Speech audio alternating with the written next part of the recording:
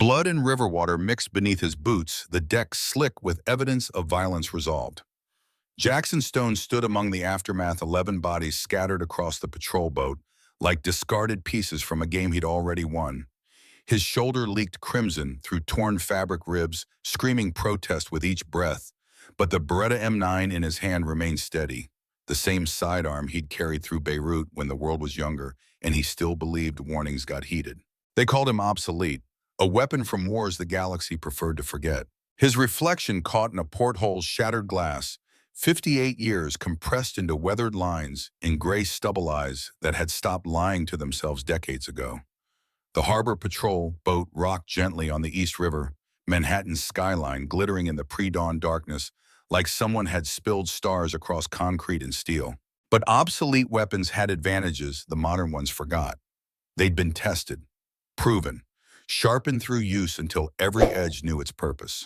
The scene dissolved backward through time, reality, folding away from crisis toward the moment when everything still felt manageable, when the worst danger seemed to be diplomatic theater, and a difficult principal who didn't understand protection wasn't about looking impressive. 72 hours earlier, United Nations headquarters, New York City.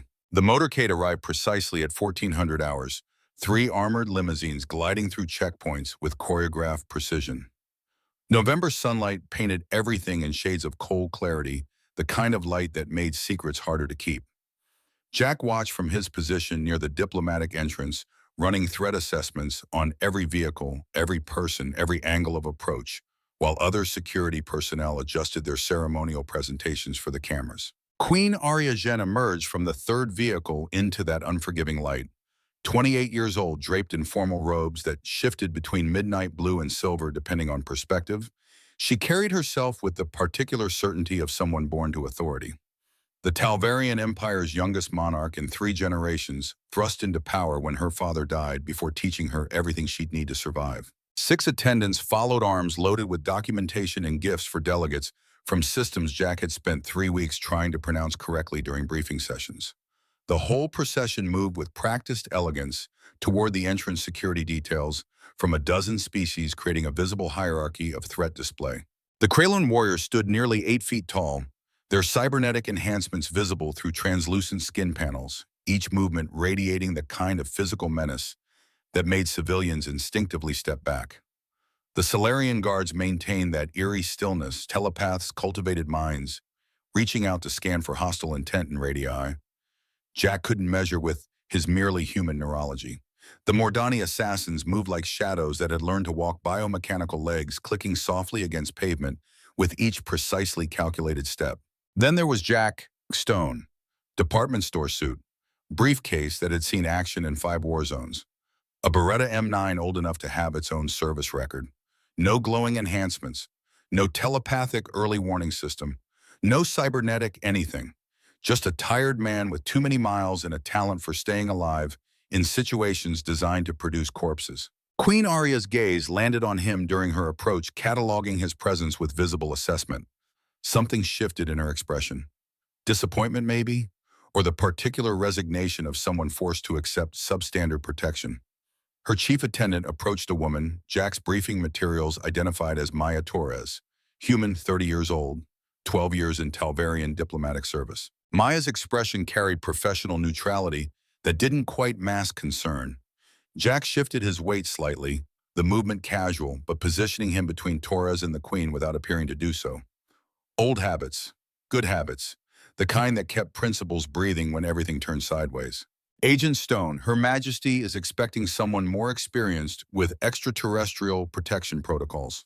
Jack kept his voice level, professional, the tone he'd used addressing colonels and cabinet members, and one memorable afternoon with a vice president who nearly got himself killed ignoring perimeter warnings. Ma'am, I've been protecting high-value targets since before most of these species knew humans existed. Different biology, same principles.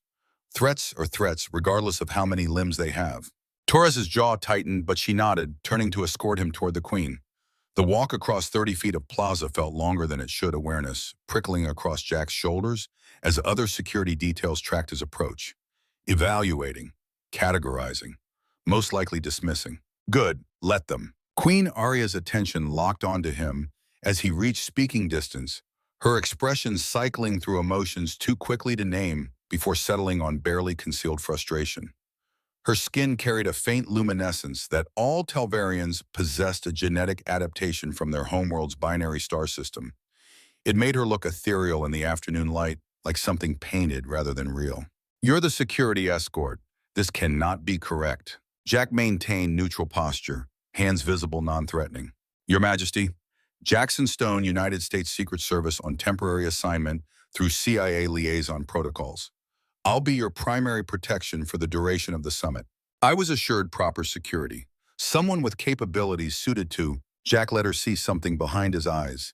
The calculation that came from 3 decades of not being dead when probability suggested otherwise. "Ma'am, with respect, I've read your file. 4 protection details in 2 years, each terminating because they couldn't work with a principal who questions every security decision. I understand that frustration. You're young, capable, trained in combat yourself. Having armed strangers dictate your movements feels restrictive." Something flickered behind her alien eyes. Surprised maybe that he'd bothered to understand rather than simply dictate terms. "But here's the reality. Your Majesty can disrespect me all she wants. Disrespecting the threat that gets you killed. I don't care if you like me. I care if you're alive at the end of this summit to sign whatever treaty your empire negotiated. That's the job. That's all the job is." Silence stretched between them while other delegates flowed around their small island of tension. Finally, the Queen gestured toward the entrance with the kind of dismissive wave that probably worked on her own people. "Fine, but stay out of my way, human. I won't tolerate hovering." "Understood, Your Majesty." She swept past him, attendants falling into formation. Jack followed at precisely measured distance, his attention already shifting to environment assessment. 17 visible security personnel within immediate radius, 3 rooftop positions, 2 ground-level surveillance teams. The UN's protection detail maintaining perimeter integrity while individual delegations handle close quarters. And somewhere in this carefully orchestrated diplomatic theater threats, Jack couldn't yet identify were calculating approach vectors and timing windows. They always were. The trick was seeing them before they became kinetic. The evening brought formal reception. Hundreds of delegates gathered in the Grand Assembly Hall for ceremonial theater disguised as diplomacy. Arya wore different robes now, something that probably had a specific name. Jack didn't know all flowing fabric and subtle armor plating disguised as decorative elements. She moved through the crowd with practiced ease, greeting other delegates, negotiating conversation with the fluency of someone born to politics. Jack maintained position 3 steps back, hands clasped at waist level, expression neutral. To casual observers, he probably looked bored, maybe even incompetent compared to the hyper-vigilant displays from other protection details. The Kralin warriors maintained constant scan patterns, heads swiveling, weapons ready. The Solarian telepaths kept their eyes half closed, consciousness ranging outward, hunting hostile intent. Jack just stood there, apparently doing nothing. In reality, his awareness had expanded to encompass the entire hall, tracking movement patterns and identifying anomalies and running continuous risk assessment on every person within potential strike range of his principal. The Kralin delegation to their left, 12 feet away, 2 bodyguards positioned to allow rapid response, but blocking clear sight lines to the Queen, threat level low and less provoked. The Mordani contingent at 3 o'clock, their protection detail, including at least 1 augmented assassin whose movements were too precise, too controlled, elevated monitoring required. No obvious communication beyond what Jack could observe. But 43 security personnel in one room created an information ecosystem he'd learned to read like tracking signs in hostile territory. Who watched whom? Who positioned themselves where? Who maintained what level of alertness? Ambassador Chen Wei approached through the crowd, his delegation's colors identifying him as Turonian representative. 50 years old according to briefing materials, career diplomat, with 20 years experience navigating galactic politics. He moved with the confidence of someone accustomed to rooms like this, though something in his gait registered wrong in ways Jack's hindbrain cataloged without his conscious mind processing why. Chen's trajectory aimed directly at Queen Arya, his expression carrying practiced diplomatic warmth. Jack shifted positions, subtly adjusting his angle to maintain clear sight lines while calculating intercept options if the approach turned hostile. Queen Arya Jen, an honor to finally meet in person. Arya's response carried political warmth that didn't quite reach her eyes. Ambassador Chen, your delegation's contributions to the preliminary negotiations were invaluable. I hope our collaborative spirit continues through the summit. Though I notice, Chen's gaze shifted to Jack with genuine amusement glinting in those alien features. Your protection seems modest. Is that your bodyguard? I've seen human children more threatening. Laughter rippled through nearby delegates who'd overheard the social dynamics of the moment shifting into something uglier. Arya's luminescence dimmed slightly, embarrassment visible even through her non-human complexion. She held herself rigid, trying to maintain composure, while standing in the center of mockery, aimed at her protection, her judgment, her empire's decision-making. Jack felt the weight of her humiliation like physical pressure. He could end this. Step forward, make some display of capability that would salvage her dignity. Flash credentials maybe demonstrate the combat efficiency that earned his reputation. Instead, he stood exactly where he'd been standing, expression unchanged, apparently oblivious to the insult. Because drawing attention, proving himself, feeding into Chen's provocation, all of that served the ambassador's purposes, not theirs. Better to be underestimated. Better to let them think he was worthless, obsolete, a joke assignment from a species that barely mattered in galactic politics. Better to be invisible until the moment he needed to be anything but. The conversation moved on. Chen departed with his entourage. Arya exchanged polite words with other delegates, but the damage had been done, embarrassment hanging on her like visible weight. When the formal reception concluded and they returned to her assigned quarters, a suite on the UN's secure diplomatic floor, Arya wheeled on him, fury finally breaking through diplomatic restraint. You just stood there. While that creature mocked both of us, questioned my judgment, made my entire empire look weak, you did absolutely nothing. Jack checked the suite's perimeter out of habit, running security sweep while she vented. Windows secured, access points covered. No obvious surveillance beyond what UN security had cleared during earlier inspection. Your Majesty, Ambassador Chen wanted a reaction. Wanted me to prove myself, create a scene, demonstrate whatever capabilities you think I should have displayed. That serves his purposes, not ours. Now he thinks I'm incompetent. His security detail thinks I'm a joke. Everyone who witnessed that exchange has downgraded their assessment of your protection. And that helps us how exactly? Because threats that underestimate capabilities make mistakes. They get sloppy. They take risks they wouldn't take against someone they consider dangerous. Technology fails. Biology can be fooled. Pattern recognition never lies. Jack met her gaze directly, years of dealing with difficult principles, giving him patience to explain what should have been obvious. Ma'am, I don't care how I look. I care whether you're alive tomorrow to attend the next session. Everything else is theater. Ambassador Chen played his scene. I let him. That's the job. The job is making me look like my father made a terrible decision assigning inadequate security. Your father requested me specifically 3 years ago. I don't know why. But Emperor Voss studied human military history extensively according to briefing materials. Maybe he understood something about protection that hasn't occurred to you yet. That stopped her, the revelation clearly news. Maya Torres, who'd been standing silently near the door, confirmed it with a slight nod. It's true, Your Majesty. I found the request in your father's private files after his death. He arranged for Agent Stone's assignment before he even announced the summit delegation. Arya sank into a chair, some of the anger draining into confusion, and something that might have been grief. Her father had died 18 months ago. 18 months of ruling alone, making decisions without the guidance she'd expected to have for decades longer. Jack's encrypted phone buzzed with incoming message. Agent Lucas Park's identification appeared on screen, his partner for this operation, a former Marine sniper who'd transitioned to diplomatic protection after too many deployments, left him looking for something that felt like serving without requiring him to put bullets in people quite so often. The message was brief. State Department flagged Chen's attachés. 2 don't exist in any database. Possible infiltrators. Elevated monitoring recommended. Jack's instinct had been right. Something about Chen's approach had triggered warnings his conscious mind couldn't articulate, but his body had registered anyway. The ambassador's heart rate elevated beyond normal diplomatic nervousness. Pupils dilated in ways that suggested operational stress rather than social anxiety. The way he'd watched Arya's drink, his eyes tracking her movements with assessment rather than admiration. Your Majesty, I recommend you get some rest. Tomorrow's sessions will be long, and you'll need to be sharp. And you, I'll be right here. Someone needs to stay alert. Don't you sleep. Not much, and never deeply. Comes with the territory. Arya studied him for a long moment, something in her expression shifting from hostility to reluctant curiosity. Then she withdrew to the suite's bedroom. Maya excused herself to adjacent quarters. Jack positioned himself in the main room where he could monitor both access points and settled in for what he knew would be a long night of watching, waiting, and running threat scenarios through his mind until exhaustion or dawn decided the contest. 3 hours later, his phone lit up again. Not Lucas this time. UN Security Emergency Broadcast. Ambassador Chen Wei found deceased in quarters. Station lockdown initiated. All personnel maintain secure positions. Jack crossed to the bedroom door, knocked softly.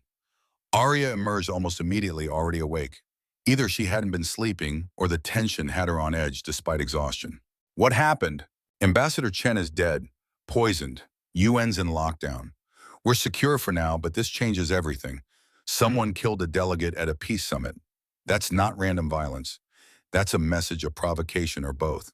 Her face went pale, the luminescence in her skin dimming to something almost human. But we just spoke to him. He was fine. He seemed perfectly healthy. Jack pulled up the emergency notification on his phone, scanning details as they populated. Vexarion 7 nanotoxin, time release mechanism, 4.3-hour delay from initial exposure to cardiac failure. He was already dead at the cocktail party. Time release toxin, 4-hour delay. Whoever did this poisoned him before he ever approached you, conducting diplomatic business while mortality counted down in his bloodstream. Memory surfaced unbidden ancient history that felt suddenly relevant. Beirut, 1983. Jack, barely 22, fresh from SEAL training, assigned to Marine Barracks security. Morning patrol near the entrance, walking past a truck that looked wrong in ways he couldn't articulate. Something about the driver's expression. The smell not quite right, diesel too strong, sweat too nervous. He'd reported it to the duty officer, been dismissed as paranoid, told to stop jumping at shadows. The next morning, 241 Marines died when that truck detonated. Jack survived because he'd been pulling extra patrol duty on the perimeter, still suspicious despite being told otherwise.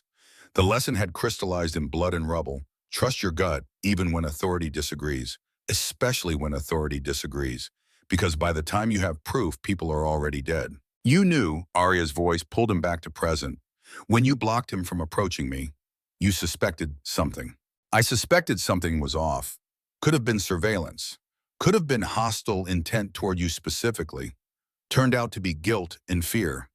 He knew he was dying, Your Majesty, probably trying to get right with someone before the end, making peace while his body shut down one system at a time. Jack watched realization settle across her features, the abstract threat of diplomatic briefings suddenly concrete and immediate. Chen had stood 3 feet away from her, shaken her hand, smiled, while discussing economic partnerships, and the whole time death was already pumping through his veins. This is real. Someone's actually trying to... Yes, and they're just getting started. First casualty in a campaign targeting someone. Maybe you, maybe other delegates, maybe the treaty itself, but one thing's certain, this was professional, which means there will be more. The words hung between them, while outside their suite the machinery of investigation hummed to life. But inside these walls, Jack Stone stood between a young queen and whoever had already demonstrated their willingness to kill for whatever purpose drove them. He'd been in this position before, countless variations across countless deployments. The moment when theory became practice, when briefing documents became body counts, when the principal realized their security wasn't theater but lifeline. The real work was just beginning. And somewhere in this building, threats he couldn't yet identify were calculating their next approach, adapting their methods, preparing to test whether an aging human operator could actually stop professionals who'd already killed a delegate under the noses of the most secure facility on the planet. Dawn filtered through armored windows 3 hours later, painting the Emergency Operations Center in shades of bureaucratic crisis. FBI agents worked terminals alongside UN security personnel, jurisdictional boundaries erased by necessity and murder. Jack stood near the tactical display, watching threat assessments multiply across screens like cancer cells, each data point representing another potential angle of attack. The briefing room smelled like recycled air and too much coffee, artificial light making everyone look equally exhausted. Deputy Security Chief briefing the assembled protection details carried the particular tension of someone whose security protocols had just failed spectacularly in the building he was supposed to secure. Forensics confirms Vexarion 7 nanotoxin in Ambassador Chen's system. Time release mechanism 4.3-hour delay from initial exposure to cardiac failure. Syndicate trademark according to intelligence databases. We're running full background checks on everyone who had contact with Chen in the 12 hours preceding his death. Jack's attention snagged on something in the briefing chief's body language. Micro-expressions flickering across features that tried too hard to project competent authority. Nothing overt. Nothing that would register on conventional assessment. Just the subtle wrongness of someone playing a role rather than inhabiting it naturally.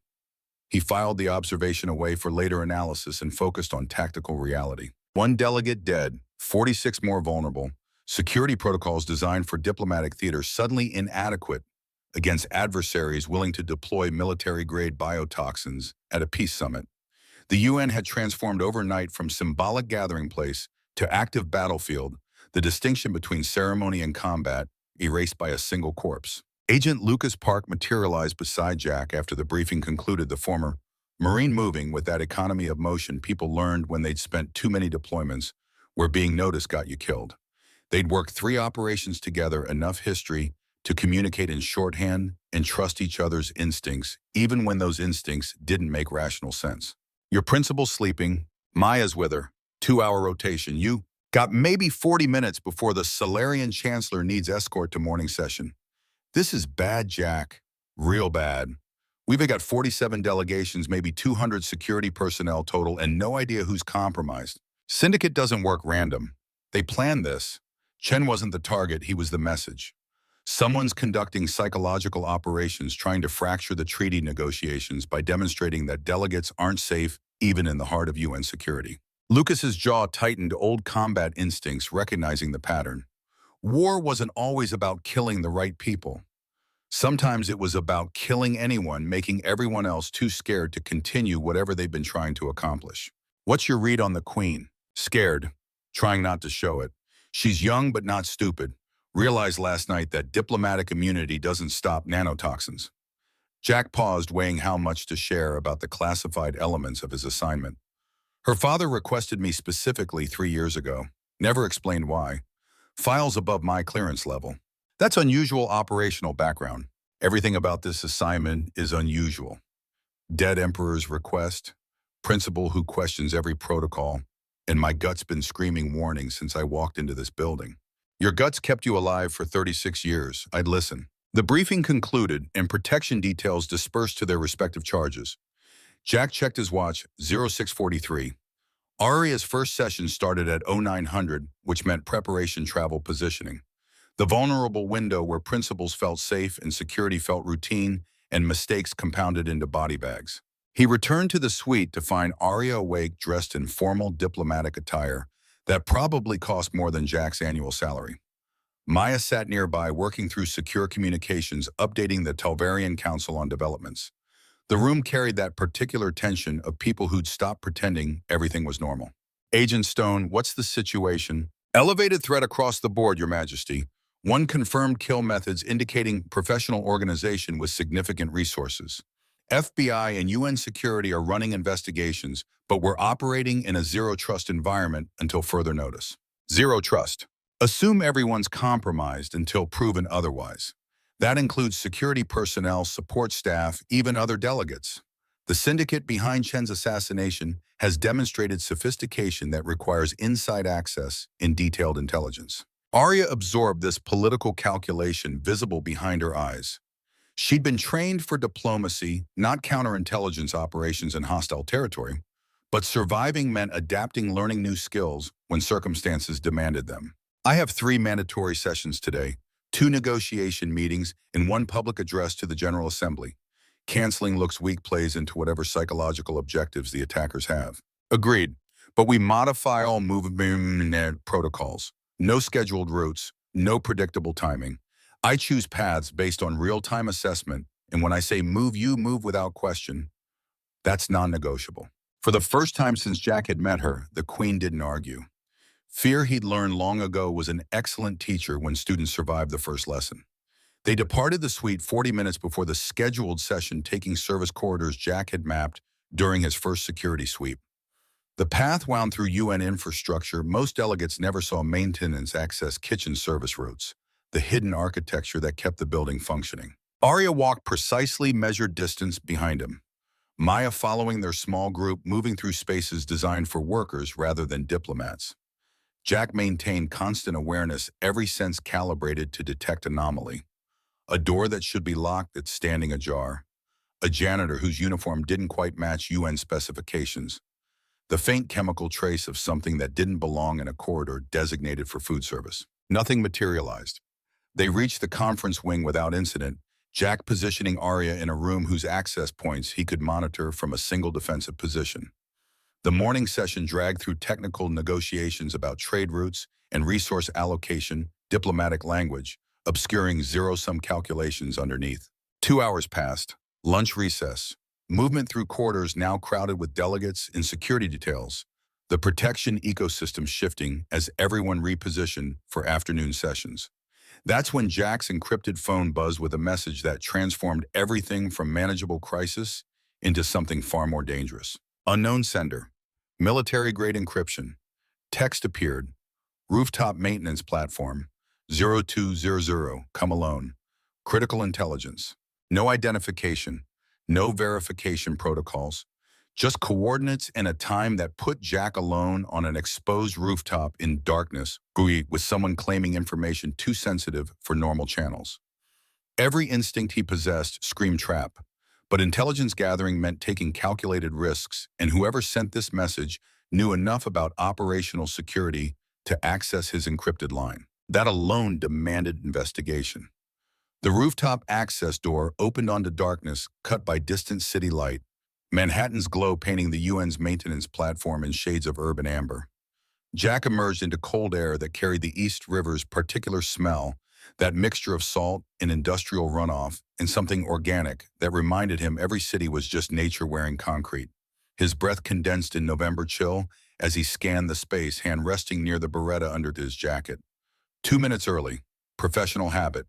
Never arrive exactly on time either. You're predictable or you're compromised. Movement registered in peripheral vision, a shadow detaching from ventilation equipment with liquid precision that marked trained operator. The figure resolved into humanoid form, but the proportions were wrong, legs too long and articulated at joints humans didn't possess. Mordani. Female, judging by the biomechanical integration patterns visible where synthetic met organic tissue.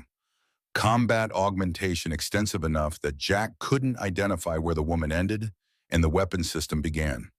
She stopped 10 feet away, maintaining defensive distance, hands visible, but positioned for rapid weapon deployment. Jack recognized the stance professional courtesy between operators who understood each other's capabilities and chose not to test them immediately. You came alone. Smart. Her voice carried an accent Jack couldn't place, vowels shaped by vocal cords that hadn't evolved on Earth. The Mordani were one of the galaxy's premier assassin species, their culture built around precision killing elevated to art form. Having one approach him with intelligence rather than contract made every nerve in Jack's body calibrate threat assessment upward. You said critical intelligence, I'm listening. My designation is Zara. I was embedded in Crimson Syndicate operations for 12 years. Recruited at 16 from refugee camps after my homeworld civil war. They promised I'd eliminate threats to galactic peace. Took me 8 years to realize I'd been killing peace advocates instead. Jack processed this running threat calculation against opportunity assessment. Defectors were either genuine intelligence gold or elaborate traps designed to compromise security from inside spawn bomb. The trick was determining which before committing resources or trust. Why defect now? Chen's assassination could have been your exit. Instead, you're still here approaching protective detail for a high-value target. Because Chen was message, not objective. The UN bombing isn't assassination. It's genocide. 200 delegates dead, treaty negotiations collapsed, galactic war reignited. I have limits, Agent Stone. Lines I won't cross even for causes I believe serve peace. She produced a data chip from somewhere in her augmented chassis, the small device appearing in her palm like magic trick performed by someone who'd mastered sleight of hand through mechanical precision rather than dexterity. Syndicate's full operational plan: 50 kilograms of military-grade explosives, 8 bombs positioned throughout UN infrastructure. Attack timed for day 6 signing ceremony. You have 36 hours. Jack accepted the chip, his fingers brushing composite materials that felt nothing like human skin. Zara's eyes, still organic, still capable of expressing something human consciousness, recognized as emotion, held his gaze with intensity that transcended species barriers. Why me? Why not FBI UN security channels with actual authority? Because you're the only protection officer in this building who fights like Mordani, not with enhancements or technology, with pattern recognition and willingness to adapt tactics when conventional approaches fail. I've watched you for 3 days. You see threats before they materialize. That's hunting instinct, Stone. Predator awareness. My people respect that, regardless of species. The compliment landed strangely validation from an alien assassin, carrying more weight than praise from human command structure ever managed. Jack pocketed the data chip and shifted his stance slightly. Not aggressive, but establishing that cooperation had boundaries. What's your exposure? Syndicate knows you defected. Not yet. I'm listed as deep cover, maintaining position near potential targets.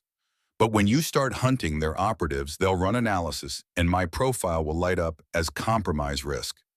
I have maybe 18 hours before they activate my kill switch protocols. Kill switch. Zara tapped her skull where augmentation met bone, the gesture carrying grim familiarity with her own mortality. Neural override, remote activation causes cascade failure in my combat systems. Syndicate insurance policy. All deep cover assets carry them. Prevents defection, ensures operational security even if captured. Jack's jaw tightened, recognizing the particular cruelty of military organizations that turn soldiers into remote-controlled weapons. He'd seen variations throughout his career: explosive collars, biochemical dependencies, psychological conditioning that made disobedience physically impossible. The Syndicate's version just had better technology wrapped around the same fundamental evil. Can it be disabled? Possibly. Would require Talvarian medical technology and surgeon willing to operate on Mordani neurology. Your principal has access to both if she survives long enough to authorize it. The implicit bargain hung between them: transaction economics of intelligence trading. Zara provided operational intelligence that could save 200 delegates. In exchange, Jack leveraged his principal's resources to remove the Syndicate's remote kill capability. Fair trade in the brutal mathematics of counterintelligence work. I'll need verification before I bring you near Queen Aria. No offense, but trusting defectors without confirmation gets principals killed. Understood. The data chip contains authentication codes for 3 separate intelligence networks. Cross-reference and you'll verify my access. Required years of deep cover. But Stone, don't take too long verifying. Clock's running and the Syndicate doesn't build operational timelines with generous margins. She vanished back into shadows before Jack could respond, augmented legs carrying her across rooftop infrastructure with speed that made pursuit pointless. He was alone again, with cold wind and a data chip that might contain salvation or sophisticated trap designed to compromise UN security from inside their own threat assessment. The descent back to secure floors gave him time to process mine-running scenarios and counter scenarios while his body navigated maintenance access on autopilot. 36 hours, 8 bombs, 50 kilograms of explosives sufficient to collapse structural integrity and kill everyone in the blast radius. If Zara's intelligence was accurate, they weren't facing assassination anymore. This was military operation designed to decapitate galactic diplomacy and guarantee war continued profitably for weapons dealers who'd grown rich on conflict. Lucas intercepted him 2 floors below the diplomatic level, the former Marine's expression carrying recognition that something had shifted. You look like someone just handed you a war. Close enough. Get the team to skiff. Need data analysis before I brief principals. The sensitive compartmented information facility occupied sublevel 3, a room designed to prevent electronic surveillance through Faraday cage construction and acoustic isolation that made conversation impossible to monitor from outside. Jack, Lucas, and 4 FBI counterintelligence specialists crowded around the secure terminal, while Jack inserted Zara's data chip and waited for analysis protocols to render judgment on whether they'd just received intelligence gold or elaborate deception. Files populated across screen faster than human reading speed could track encryption keys, unlocking layer after layer of operational planning that bore syndicate tradecraft signatures intelligence databases recognized immediately. Building schematics with marked positions for explosive placement, personnel files for 12 embedded operatives complete with cover identities and communication protocols, timeline annotations showing coordination between different attack vectors. And sitting at the top of the command structure, the name that made Jack's blood run cold with recognition and old fury, Marcus Volkov. FBI senior analyst Rodriguez broke the silence first, her voice carrying professional assessment that didn't quite mask shock. This is real. Authentication codes verify against 3 separate intelligence databases. Whoever provided this had access to syndicate operational planning at command level. We're looking at military-grade attack coordinated across multiple vectors with redundancy that ensures mission success even if primary approaches fail. Lucas leaned forward, combat experience parsing tactical display with practiced efficiency. 12 operatives, 8 bombs. Kill teams positioned to eliminate delegates if explosives fail. They're not leaving anything to chance. This is total war disguised as terrorism. Jack studied the personnel files, memorizing faces and cover identities. 2 kitchen staff, 1 maintenance worker. 3 security personnel, including his attention, snagged Deputy Security Chief Nathan Cross, the same man who'd briefed protection details that morning. The inside access explained how syndicate intelligence stayed ahead of FBI investigation. They own someone inside UN Security Command. We have 36 hours to locate and neutralize 12 professionals who've had weeks to prepare positions. Standard counterintelligence response would be lockdown, evacuation, controlled sweep of entire facility. Rodriguez nodded agreement, but Jack was already shaking his head, strategic calculation running faster than the bureaucratic procedures could accommodate, which plays into syndicate objectives. Treaty negotiations collapse, delegates scatter, diplomatic momentum lost. Mission accomplished without detonating single explosive. We can't evacuate. We hunt them before they strike. Precision targeting, aggressive coordination. That's how protection works at this level. Hunt 12 professionals in a building with 2,000 occupants. Stone, that's the only option that doesn't hand them victory. We identify targets, neutralize systematically, maintain operational security so they don't realize we're hunting until too late to adapt. Lucas's expression shifted from skepticism to recognition. Combat instincts acknowledging tactical reality. They couldn't win defensive battle against enemy who controlled terrain and owned positions inside security infrastructure.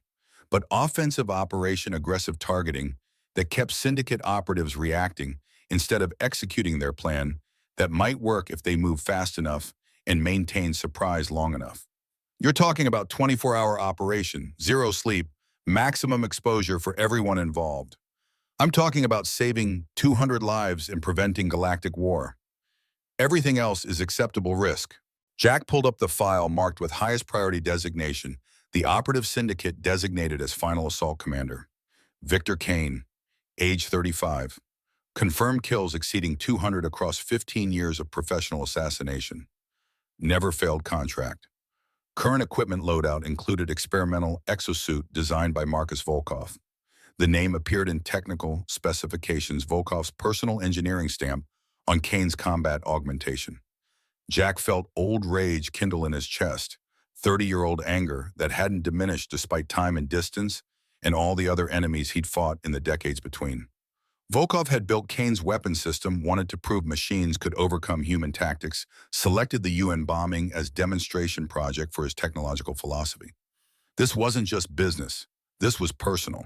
Volkov settling accounts, proving points, conducting experiments with 200 lives as test subjects for his theories about obsolescence and evolution and which species deserve survival in the galaxy his weapons had helped shape.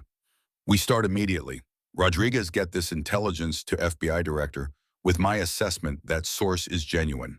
Lucas coordinate with other protection details we trust, and that's maybe 5 people total. Everyone else is potential compromise until proven otherwise. The former Marine nodded, already mentally cataloging which security personnel had earned trust through action rather than credentials. Jack studied the tactical display one more time, memorizing attack vectors and timing windows, and the particular details that separated planning documents from execution reality. 36 hours to save everything, or watch it burn because he wasn't fast enough, smart enough, ruthless enough to beat professionals at their own game. The hunt began at hour 34. Jack's small team moving through UN infrastructure with systematic precision that turned building into grid. They could clear one section at a time. First target was kitchen staff, two operatives working meal preparation with access that let them poison food or plant devices in delivery routes. Arrest happened during morning prep, FBI agents moving in coordinated sweep that gave targets no time to trigger fail-safes or alert their command. 2 down, 10 remaining. Clock showing 33 hours until projected signing ceremony. Second target was maintenance worker, the operative whose access let him position explosives in structural weak points throughout the building. Bomb squad located and disabled 3 devices based on schematics from Zara's intelligence. Then FBI tactical team breached his quarters at 0600 when exhaustion made even professionals vulnerable. 3 down, 9 to go, 30 hours remaining. Third target required different approach.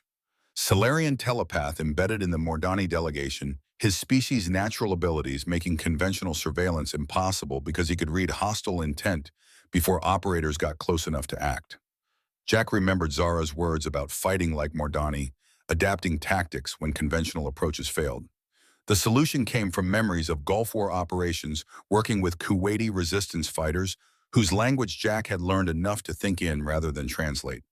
Telepaths read surface thoughts, emotional states, conscious intentions, but language-shaped thought and thinking in Arabic created cognitive patterns the Solarian's neurology couldn't easily parse because his species had never encountered Earth linguistic structures.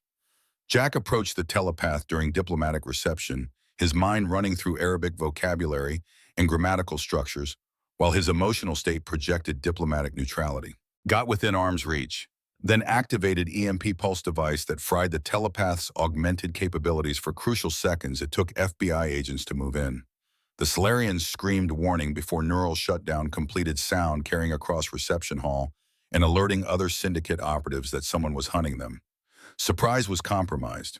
From here forward, they'd be fighting professionals who knew they were targets. 4 down, 8 remaining, 27 hours until signing. The next 12 hours blurred into operational rhythm. Jack knew from too many deployments, brief bursts of intense action separated by longer periods of positioning and surveillance and waiting for opportunities that let them move without alerting other targets.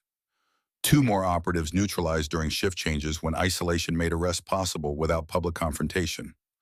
6 down, 6 to go, 18 hours remaining. That's when Lucas earned his redemption in ways that would haunt Jack's memory long after the operation concluded. 2 syndicate snipers positioned in buildings overlooking UN Plaza, their rifles aimed at windows where delegates gathered.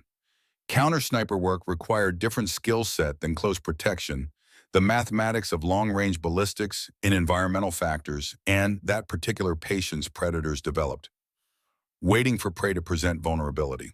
Lucas had spent 8 years as Marine Corps sniper before transferring to diplomatic protection, muscle memory, and training so deeply ingrained that putting rifle in his hands transformed him into weapon system more reliable than any technology syndicate employed.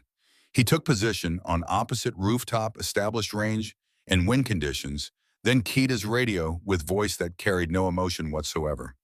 Jack, I have eyes on both targets. They don't know I'm here. Taking the shot in 5 seconds. Jack checked his watch, 1500 hours exactly.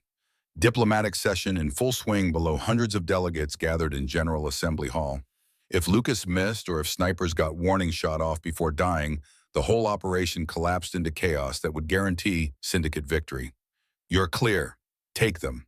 2 suppressed shots, the sounds arriving at Jack's position as distant coughs barely audible over Manhattan traffic. Then Lucas again, his voice carrying something Jack hadn't heard before. 4, satisfaction mixed with grief. Old wound partially healed through precision violence. Both down. Neither one got a round off. One of them had picture of Ambassador Wei in his spotter scope. The principal I lost 3 years ago. They were photographing her assassination Jack. keeping trophies. The rage in Lucas's tone spoke to every protection officer's nightmare, losing someone you were supposed to keep alive, watching them die because you weren't good enough, or fast enough, or positioned correctly when everything went wrong. Jack knew that particular guilt, intimately carrying his own failures across decades that hadn't diminished the weight. Good shooting. Get clear and meet at rally point. 8 down, 4 to go, 14 hours remaining. But 12 hours became crisis when FBI discovered intel leak inside their own investigation team. Someone was feeding information to Syndicate Command, keeping operatives ahead of FBI movements, allowing them to adapt faster than Jack's team could hunt. They'd compromise one FBI agent, maybe more, and suddenly every briefing became potential security violation. Jack pulled his core team into skiff at hour 12, the tension in that sealed room thick enough to cut with blade. Lucas, Rodriguez. 3 other FBI agents whose records showed years of reliable service and no indicators of compromise. But operational security meant trusting nobody completely, verifying everything, assuming worst until proven otherwise. Everyone writes down last 24 hours. Every call, every conversation, every movement. We cross-reference and find inconsistencies. 2 hours of documentation and analysis later, the discrepancy appeared. FBI agent Morrison's phone logs didn't match his stated movements. He claimed surveillance position at 0300. Phone records showed call to encrypted number at 0315 from location 3 miles away. Pattern repeated across multiple days, always during supposed surveillance, when Morrison should have been monitoring targets instead of making calls. Jack found Morrison in the FBI Operations Center, working terminal like nothing was wrong. Approached casually, hand near his weapon, but posture suggesting routine conversation. Got within 5 feet. Morrison's eyes flickered recognition that someone had noticed inconsistency, then he bolted. The pursuit cut through 2 corridors before Jack's tactical thinking overcame Morrison's youth advantage. Don't chase straight, cut the angle. Jack took parallel corridor intercepted at stairwell, where physics and building layout gave him seconds. Morrison didn't have to recognize the trap. Brief fight. Morrison was 32, recently trained in FBI hand-to-hand combat protocols that emphasized control techniques over damage. Jack was 58, carrying 3 decades of experience that taught him control was luxury you abandoned when the survival demanded results. The younger agent had strength and speed. The older operator had environment and economy of motion and willingness to break things that couldn't be repaired. Morrison went down with dislocated shoulder and recognition that resistance accomplished nothing except additional pain. Jack zip-tied his wrists and called FBI Tactical to secure the compromised agent, then crouched beside him with expression that might have been sympathy if anger hadn't been stronger. Talk, now, before I decide you're not worth questioning. Morrison's resistance collapsed the weight of betrayal and captured Asset's fate, breaking whatever loyalty had motivated his cooperation. Words spilled out between pained breaths. They have my family, wife and daughter, showed me photos, threatened to kill them if I didn't provide information. What would you do, Stone? What choice did they give me? Jack didn't answer immediately, weighing the brutal mathematics of leverage and loyalty. He'd seen variations throughout his career, enemy forces using families as hostages, making soldiers choose between duty and the people they loved most. Morrison had chosen wrong, but Jack understood the choice even as he condemned the decision. You picked wrong because now your family's still hostage, and you've compromised operations that might have saved them, along with 200 delegates. The syndicate doesn't negotiate, Morrison. They execute. Your cooperation bought nothing except your own guilt.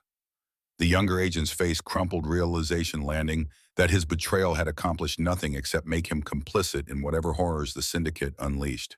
FBI agents hauled him away, and Jack returned to the skiff running damage assessment on everything Morrison's leak might have compromised. But Morrison's interrogation revealed something that changed tactical picture completely. The 8th bomb wasn't in sub-basement like Zara's intelligence indicated. Syndicate had planted it in the rooftop helipad where backup signing ceremony was scheduled, the same location Jack's team had cleared 3 times and certified secure. They'd built the trap using Jack's own security protocols against him, knowing FBI analysis would focus on basement explosives while real threat waited where delegates would gather when they thought danger had passed. Quantum-triggered device that would detonate if bomb squad attempted conventional disarmament. 90-minute disarmament protocol. 44 minutes until scheduled ceremony. The mathematics of failure painted themselves across every surface in the skiff. Cancel and look weak hand syndicate, psychological victory. Proceed and risk mass casualty event that would accomplish their objectives through different methodology. No good options, just triage decisions about which kind of disaster was least catastrophic. Jack studied the tactical display, mind-running possibilities faster than conscious thought could track. Then the solution crystallized obvious once he stopped thinking like protection officer and started thinking like someone whose entire career was built on adapting when conventional approaches failed. We moved the ceremony off-site, open water where they can't pre-position explosives or establish infrastructure they control. Rodriguez started to object, then stopped as the logic became apparent. NYPD Harbor Patrol boat, East River. No cover for snipers, no structure to demolish, no way to plant devices without us seeing approach. Exactly. Covert movement to Pier 42 using civilian vehicles. We tell media technical delay, maintain operational security about location change until delegations aboard and underway. If Syndicate wants to attack, they come to us on terrain we control, instead of fighting them in building they've owned for weeks. Lucas's expression carried combat veterans' recognition that sometimes the only winning move was changing the game. That puts delegates on boat with limited defensive positions and no backup if something goes wrong. Everything that could go wrong already has. They've compromised UN security FBI investigation and our operational planning. Fighting them here guarantees failure. Open water, that's chaos. They can't completely control. And chaos favors defenders who maintain adaptability over attackers executing rigid plans. The decision made Jack's team moved into coordination mode that felt like muscle memory. Contact NYPD Secure Harbor Patrol, boat establish covert transportation using vehicles that didn't scream diplomatic security. Move 10 essential delegates, including Queen Aria, through maintenance access, while FBI created diversions suggesting ceremony would proceed as scheduled in cleared helipad location. The next 6 hours saw systematic cleanup of remaining syndicate infrastructure. A logistics coordinator caught falsifying manifests during random audit. A translator whose credentials didn't match actual language capabilities. A medical technician whose background check revealed syndicate financial connections dating back 3 years. 11 operatives total, now neutralized or captured. 1 remained unaccounted for. Nathan Cross, Deputy Security Chief Nathan Cross. The inside man whose body language had registered wrong during initial briefing, who disappeared after Morrison's interrogation, revealed the scope of syndicate penetration never confirmed. Dead, never confirmed, captured, just absent from all subsequent coordination. MV Defender departed Manhattan at 0843, Harbor Patrol boat cutting through East River waters while news helicopters followed, believing they were covering routine security positioning. Delegates assembled in the boat's main cabin treaty documents, prepared for signing that would prevent war if they survived long enough to add signatures. Jack positioned himself on deck, scanning river approaches, while Lucas maintained overwatch from Brooklyn Bridge position. Everything that could be controlled was controlled. Now they waited to see what Syndicate would do when their carefully prepared kill zone emptied of targets, and mission success required adapting to circumstances they hadn't planned for. Lucas's voice crackled through radio at 0915, the timing too coincidental to be anything except coordinated. Boss, we've got company. 3 speedboats just departed Battery Park. High speed, military formation. They're not trying to hide, they want us to know they're coming. Jack lifted binoculars, tracking the boat's approach across open water. 2 carried armed operatives in tactical gear that didn't bother with concealment. The third boat, larger and faster, carried a single figure standing on the bow like ancient warrior god surveying battlefield. Even at 500 meters, Jack recognized the posture, the equipment, the particular arrogance of someone who'd never failed a contract and didn't expect today to establish new pattern. Victor Kane, 6'4" experimental exosuit glowing with active power systems weapons, hot and ready for engagement, that would prove Volkov's theories about technology overcoming obsolescence. Kane's voice carried across water, amplified through systems that made sound into weapon. Jack Stone, Marcus Volkov sends his regards. He wanted me to tell you something before you die. He says obsolete weapons should have been melted down 30 years ago. Today, we correct that oversight.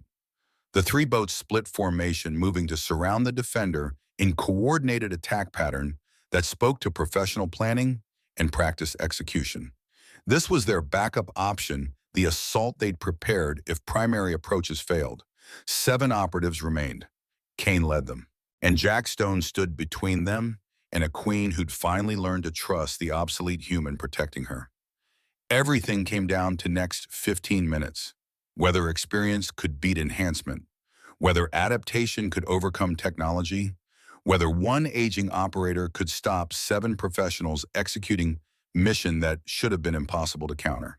The river battle was about to determine not just Queen Arya's survival, but whether Marcus Volkov's philosophy of human obsolescence would be proven correct or violently refuted in waters that had witnessed 2 centuries of New York history and were about to add another chapter written in blood and tactical desperation. Jack keyed his radio voice, carrying calm that came from accepting impossible odds and deciding to fight anyway. All positions, weapons free, engage at will. Let's show them why obsolete doesn't mean finished. The first speedboat closed distance in aggressive vector that ignored basic maritime safety protocols, its driver trusting syndicate intelligence about harbor patrol response times and FBI's compromised coordination. 17 seconds from impact range. Jack tracked the approach through muscle memory older than the technology trying to kill him, calculating intercept angles and vulnerability windows, while FBI tactical agents positioned themselves along the defender's rails. Concentrated rifle fire shredded the lead boat's engine housing the craft, veering sideways as hydraulic systems failed catastrophically.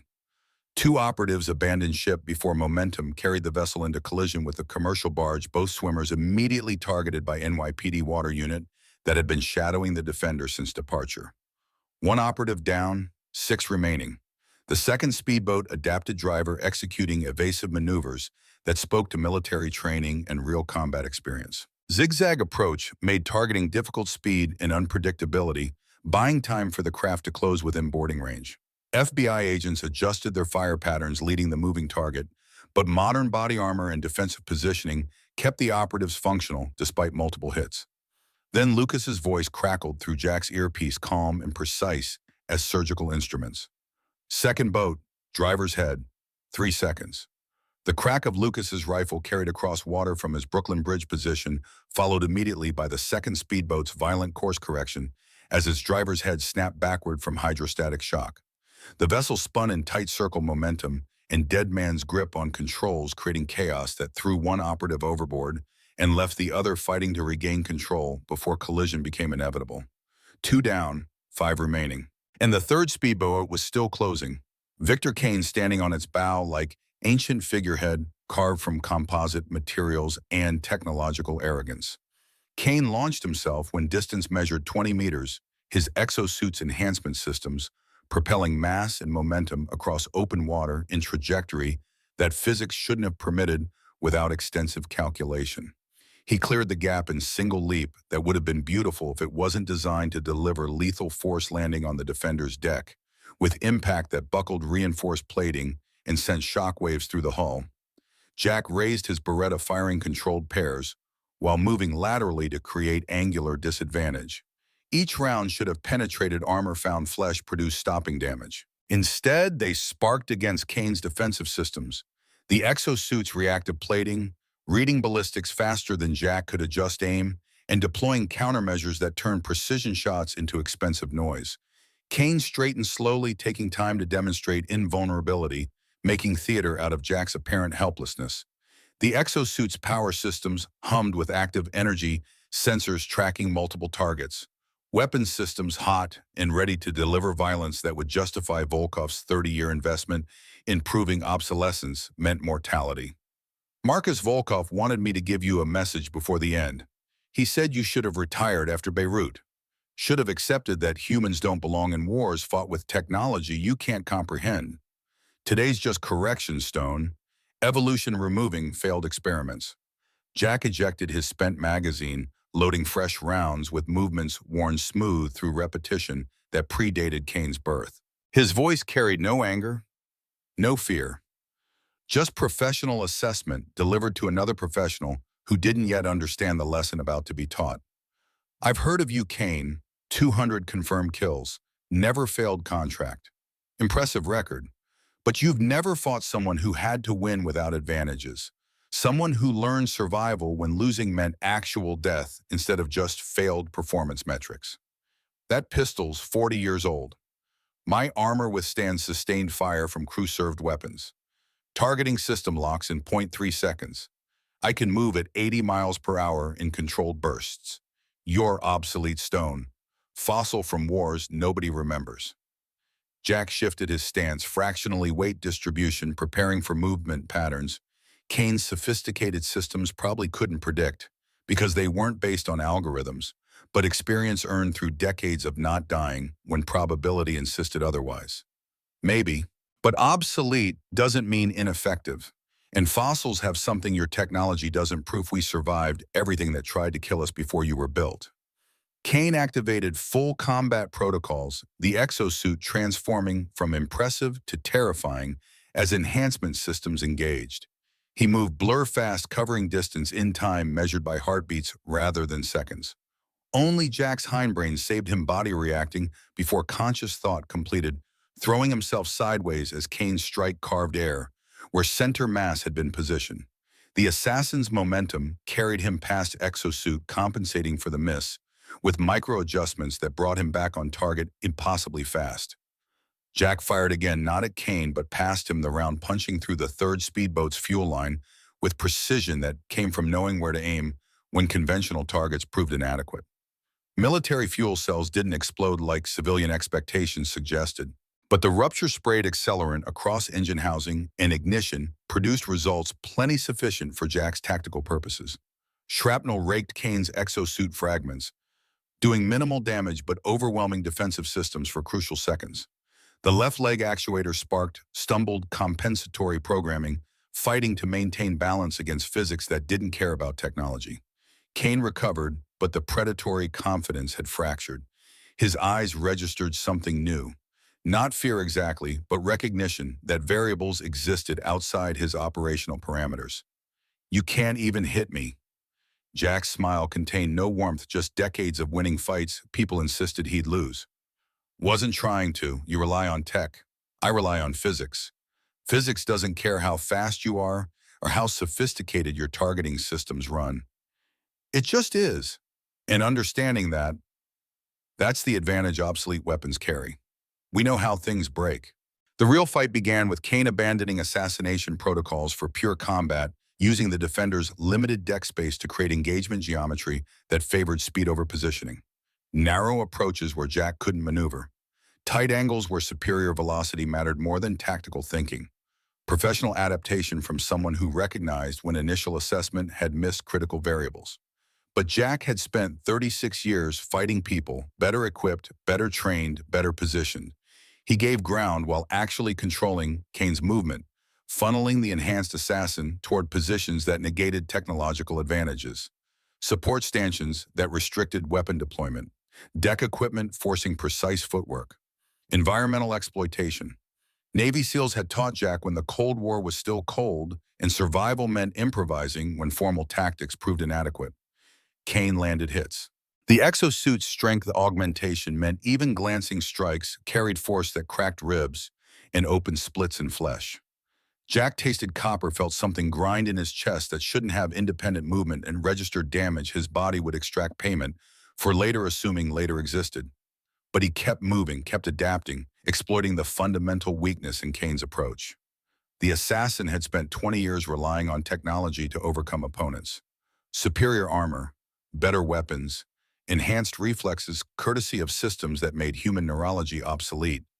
Jack had spent 3 decades learning to survive when outgunned, outmanned, facing enemies who should have killed him according to planning documents, but somehow never managed actual execution. Granada came back to him, barely 28, fighting Cuban advisor who had youth and Spetsnaz training and every physical advantage. The engagement had gone catastrophic. Jack absorbing damage he couldn't afford, losing tactical initiative. He'd won by using broken pipe debris, anything available as weapons. Fought ugly because pretty fighting was for people who cared about form over results. SEALs didn't train you to win pretty, they trained you to win, period. And survival was always the ugliest victory. Jack targeted Kane's armor joints with systematic precision, knees, elbows, the neck seal where helmet met chest plate, not trying to penetrate, but stress testing technology until something failed. The exosuit was sophisticated military-grade hardware that cost more than Jack's lifetime salary. But it was still machinery, still subject to mechanical limits, still vulnerable to the kind of patient destruction experience operators applied when given opportunity. A strike to Kane's knee actuator forced compensatory adjustments in the hip joint. Follow-up to the hip overloaded stabilization programming. Third strike to the damaged knee, again building cumulative stress until the actuator sparked and locked in position that made movement difficult. Kane stumbled, recovered, but predatory grace had degraded. His movement carried hesitation, now systems fighting to compensate for damaged infrastructure, while Jack maintained relentless pressure that gave sophisticated computers no time to calculate optimal responses.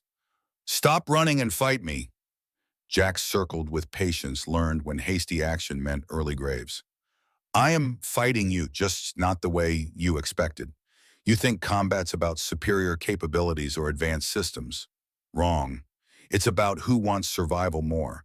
And I've got 36 years of wanting it badly enough to stay breathing when everyone insisted otherwise." He landed precise strike on Kane's chest power core, the impact transmitting through armor plating to vulnerable systems underneath. The exosuit flickered, warning lights visible through translucent panels as energy distribution failed. Kane's eyes widened with recognition that his advantage was evaporating, that sophisticated technology was becoming liability as power systems cascaded toward complete shutdown. When the suit died, Kane stood motionless inside 400 pounds of unpowered armor that had transformed from enhancement to prison. His expression cycled through disbelief towards something that might have been respect if defeat hadn't been stronger. "Impossible." Volkov said. "Volkov's been wrong before. That's why he lost the Cold War. Technology doesn't guarantee victory. Understanding how to break it does. And obsolete weapons, we've been breaking things since before your enhanced generation was conceptualized." FBI agents swarmed Kane, restraints clicking into place around wrists and ankles, while the assassin stood immobile inside his dead technology. Jack lowered his weapon, leaning against the defender's railing, while breathing carefully around ribs that definitely had independent movement they shouldn't possess. His vision blurred slightly from accumulated trauma and oxygen debt, but situational awareness cataloged 3 speedboats, neutralized 11 hostiles captured or killed, treaty signing proceeding below deck. Lucas's voice crackled through his earpiece, concern bleeding through professional detachment. "Boss, you good?" Jack's response took longer than it should, words requiring concentration to form. Yeah. FBI medic rushed across deck, tactical medical kit already deploying before reaching Jack's position. The man didn't ask permission, hands probing torso with practiced efficiency that made Jack grunt despite attempting stoic presentation. "Fractured ribs, at least 3, possibly 4. You need hospital proper imaging, pain management protocols that don't involve standing on patrol boat after fighting enhanced assassin. Tape me up." "Tape won't fix fractured. Didn't ask for medical opinion, asked you to tape me so I can finish the job. Mission's not complete until principal signs treaty and reaches secure transport." The medic's jaw tightened, but he worked quickly. Compression wrap, stabilizing Jack's torso enough to move without feeling like his chest was tearing itself apart with each breath. He offered injection for pain management, pharmaceutical intervention that would make the next hours bearable. Jack refused, needed reflexes, sharp thinking clear. Pain was information. He'd learned to process information without letting it control decision-making. The wrap helped, not much, but enough. Enough to stand upright when Lucas's voice came through again, with news that made Jack's gut clench despite the pharmaceutical cocktail his body was already producing to maintain function. "Marcus, we've got a problem. Remember those 12 syndicate agents? We counted 11 in custody or neutralized across last 24 hours. Where's number 12? The question dropped through Jack's awareness like physics operating on mass. His brain insisted should float. 11 agents. Kane made 12, counting the maritime assault team. But original intelligence from Zara had specified 12 operatives embedded in UN operations specifically. Not assault forces, not external contractors. 12 people with access credentials positioning that made them internal threats rather than external attacks. Nathan Cross, Deputy Security Chief Nathan Cross. The inside man whose body language had registered wrong during initial briefing, who disappeared after his cover was blown, never confirmed dead, never confirmed captured, just absent from all subsequent coordination. Jack moved despite his body's protests, heading for cabin stairs while keying his radio. All units locate Nathan Cross immediately. Deputy Security Chief. Consider armed and hostile. He's the 12th operative, and he's still operational. He burst through cabin door, weapon drawn, scanning for threats his instincts insisted were present, even though visual assessment showed diplomatic normalcy. The signing ceremony had concluded its formal elements. 10 delegates clustered around the treaty table, pens deployed, ceremonial completion of negotiation that had consumed months. Sarah Torres stood beside Queen Arya, both women focused on the document that would prevent war if enough signatures accumulated before someone stopped the process with violence. Everything appeared normal, professional, safe. Jack's hindbrain screamed otherwise with volume that decades of experience had taught him to trust over visual confirmation. Sarah reached into her jacket, movement smooth and practiced. Not aggressive, just retrieving something, probably documentation or ceremonial implement for the signing. Routine action performed countless times. But the gesture triggered recognition pattern, matching against thousands of similar movements Jack had cataloged over his career. The angle was wrong. Timing suspect. The whole sequence carrying particular wrongness of someone executing trained actions rather than natural behavior. Sarah, get away from Arya. His shout cut through diplomatic murmurs, everyone freezing in that particular way people did when authority voice commanded attention. Sarah's hand continued at its motion, emerging with small weapon, not to shoot Arya but to throw towards someone else, standing among the NYPD crew providing security oversight. Nathan Cross caught the weapon with casual expertise that spoke to countless hours of practice already tracking toward the Queen before Jack could cross intervening space. Time dilated the way it always did in those moments when outcome hung balanced between success and catastrophic failure. Cross's finger tightening on trigger. Arya froze in her combat training minimal despite royal pretensions.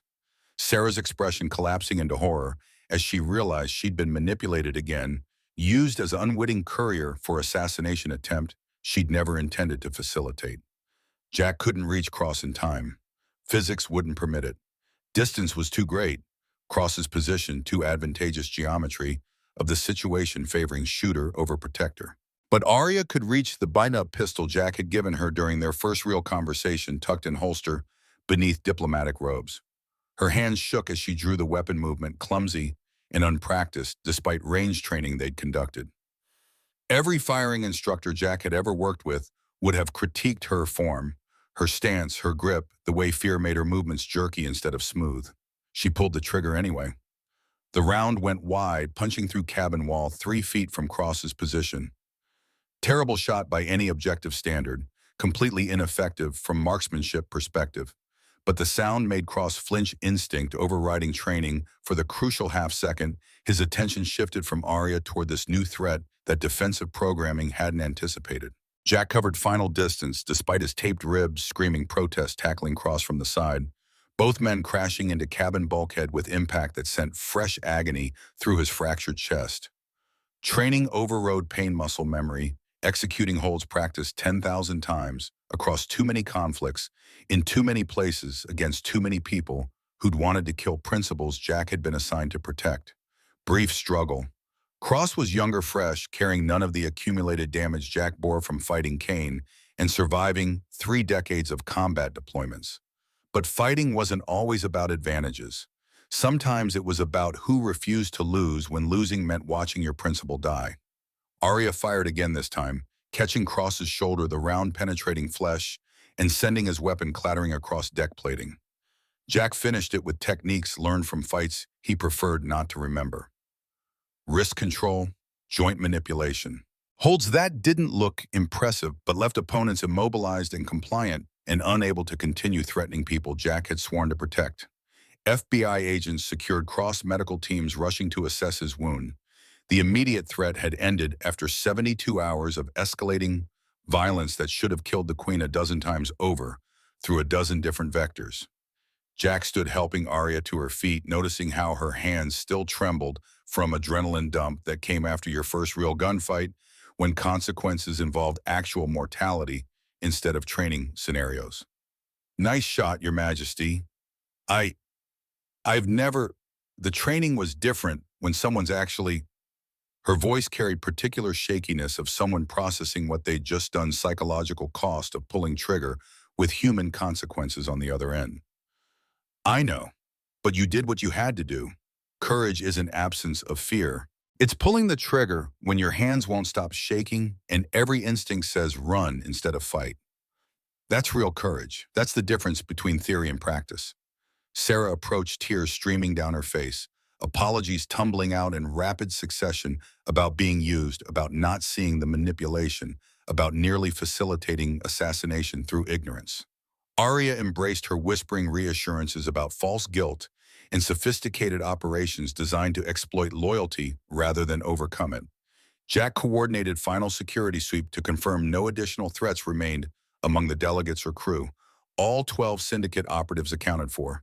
8 bombs diffused across UN infrastructure. 0 casualties among delegates beyond the initial murder that had announced hostile intent.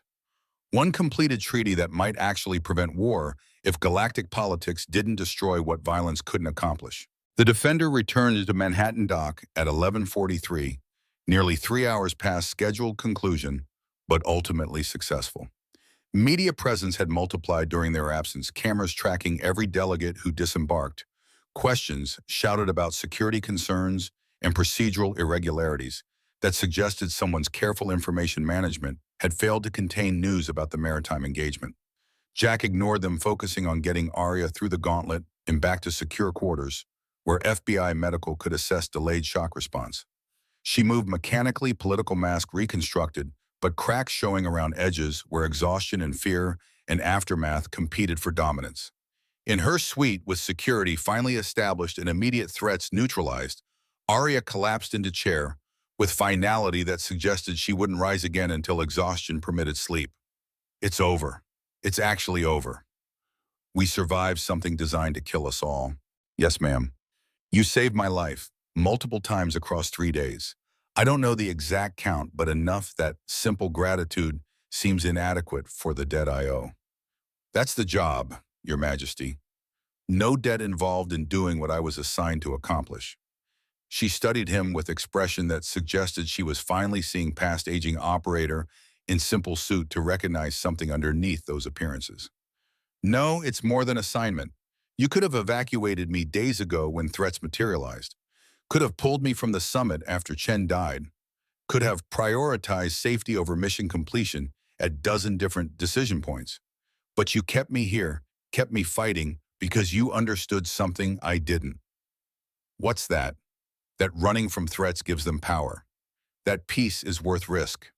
That sometimes most important battles are the ones we refuse to abandon even when every tactical assessment recommends retreat. Jack's encrypted phone buzzed before he could respond. CIA Director eyes-only classification requiring biometric authentication to decrypt. The message loaded with priority designation that suggested someone high up the intelligence chain needed his immediate attention. Stone, we decoded syndicate files from your defector's intelligence. Found something about Emperor Voss and why he requested you specifically. It's not what anyone assumed. Sending documentation now. The files arrived in an encrypted package that took 30 seconds to process through security protocols. Gigabytes of data that would require hours to properly analyze. But the summary document loaded first, and Jack skimmed it with growing understanding that shifted his entire perception of this assignment's foundation. Voss hadn't chosen him randomly, hadn't selected his name from available operators list. The Emperor had spent 18 months researching human military history, studying conflicts and tactics, and particularly the careers of soldiers who'd survived multiple wars while protecting principles assigned to their care. Jack's record had caught Imperial attention.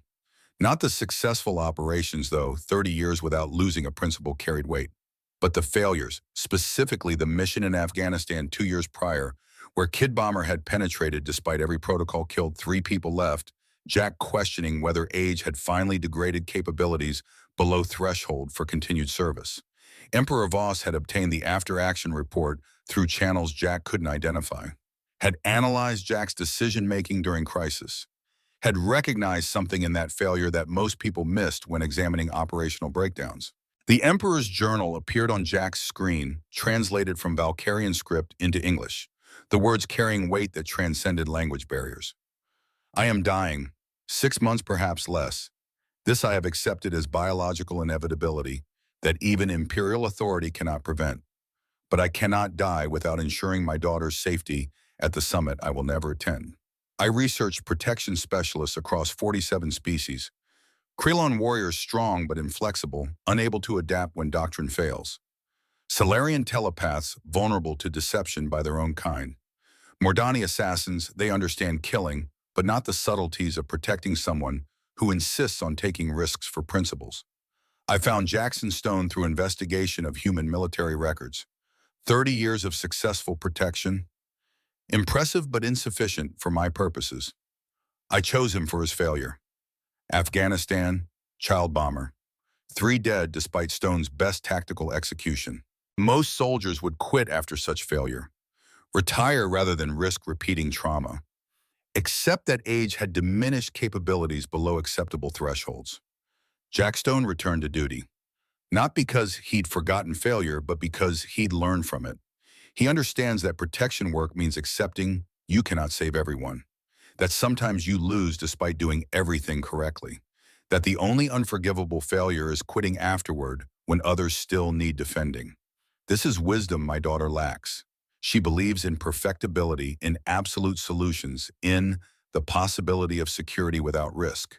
She will learn otherwise. But she needs someone who's already learned that lesson, who's survived the education and chose to continue serving anyway. When the summit succeeds and Arya is safe, I want Stone to stay. Not as bodyguard, but as advisor, mentor. Someone who can teach her what I cannot, how to lead in galaxy that has forgotten war's cost, but will remember when treaties fail. Jackson Stone, if you read this, you gave me peace in my final days by accepting an assignment you didn't understand for purposes I couldn't explain. You gave my daughter chance at future by refusing to let her stubbornness compromise her survival.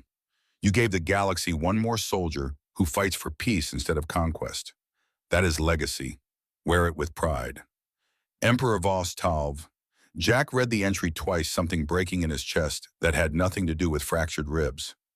Voss had seen through his professional exterior to the truth underneath, had recognized the burden Jack carried from 36 years of war, had understood that what Jack needed most wasn't another protection assignment, but purpose that extended beyond mere survival.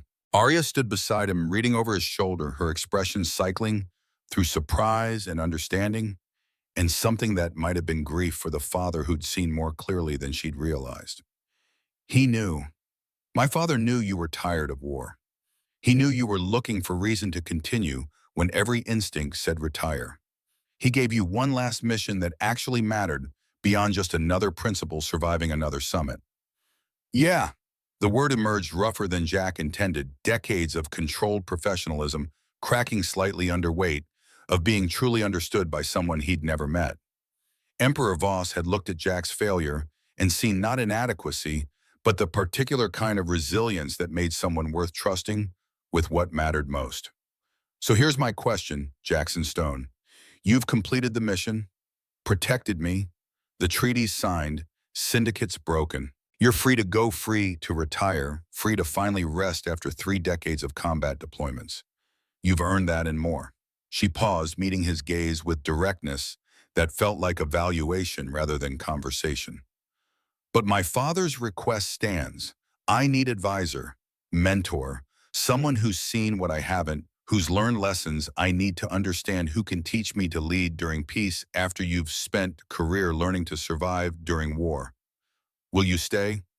Jack walked to the window, staring out at Manhattan's skyline. 58 years old, 36 years at war, exhausted, wounded. Every rational calculation suggested retirement, except pension, fade into comfortable obscurity reserved for operators who survived long enough to age out of active service. But Voss's words echoed in his mind. Old warriors who remember, not to fight, but to teach. Your Majesty, I need to tell you something. About that last mission before this one. About Afghanistan and why your father's assessment mattered more than you probably realize. He turned to face her, letting the mask drop completely for first time since they'd met. 2 years ago, child bomber, 16 years old. I screened every room, every person, followed every protocol we'd developed across decades of counterinsurgency operations. Kid got through anyway. Diplomat lived. 3 others died, including that child who someone had manipulated into carrying explosives to a negotiation that might have ended local violence. His voice fractured slightly on the admission. I've replayed that mission for 2 years, analyzed every decision, every moment, wondering what I missed. Wondering if age had finally degraded my capabilities below operational thresholds. If maybe everyone's right about obsolescence, meaning it's time to quit before failure becomes pattern instead of aberration. Jackson, you saved hundreds of people across the last 3 days. I know. But that kid, I keep thinking, what if someone had trained him to build instead of destroy? What if someone had mentored him, taught him there were alternatives to violence? What if old soldiers who'd seen enough war decided their final mission was preventing the next generation from repeating our mistakes?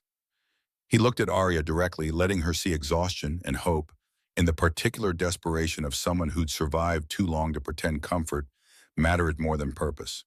Your father was right.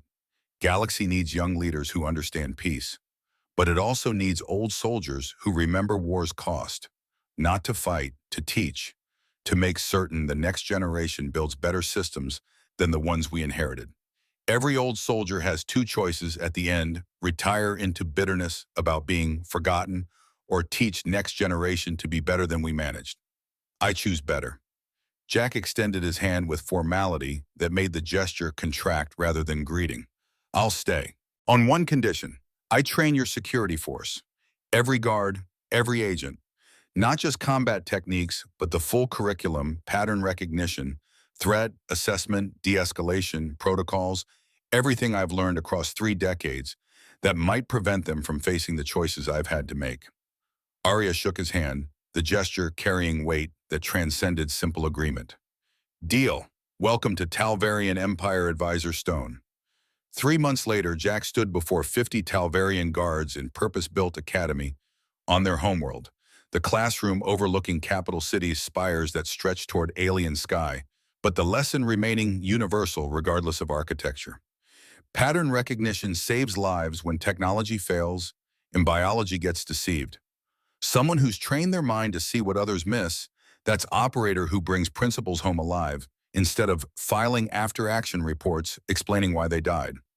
Young guard, barely adult by Tovarian standards, raised translucent hand with curiosity that reminded Jack why teaching mattered more than fighting. Instructor Stone, humans don't have enhancements or natural advantages our species possess. How do we learn to see what you see when our neurology processes information differently? Same way I learned: time, experience, attention to detail that becomes automatic through repetition until pattern recognition operates at unconscious level. I'm not training you to be me, I'm training you to be better than me. You have capabilities I'll never possess, but pair those capabilities with human, tactical thinking, and you become something the galaxy hasn't seen before: security professionals who adapt instead of just responding. After class concluded, Arya arrived with datapad full of consultation requests. 7 star systems wanted Jack's input on protection protocols.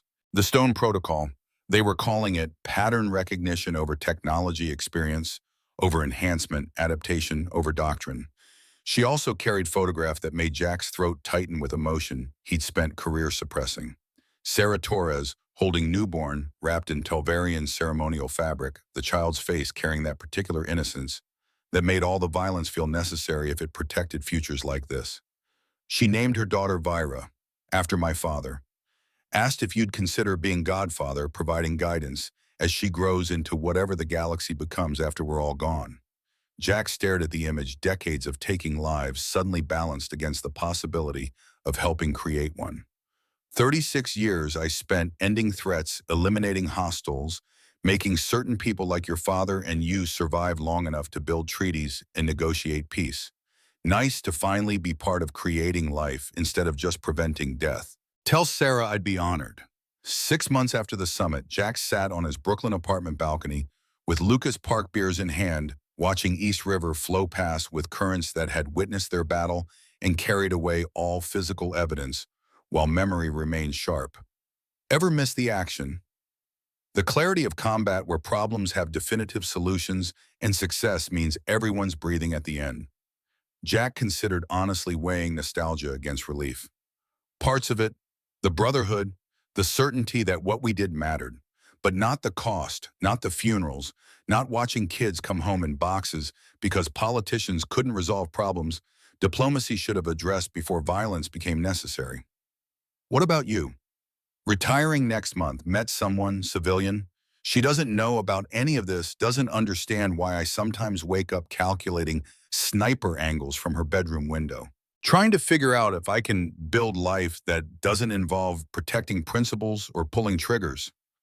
Jack raised his beer in salute to fresh starts and second chances, to escaping the life while we still remember what peace feels like. They drank in silence that felt comfortable rather than awkward. Old friends who'd shared enough violence to not require constant conversation filling spaces between thoughts.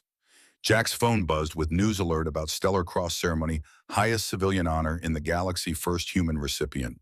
His protection methods now mandatory training across 23 star systems.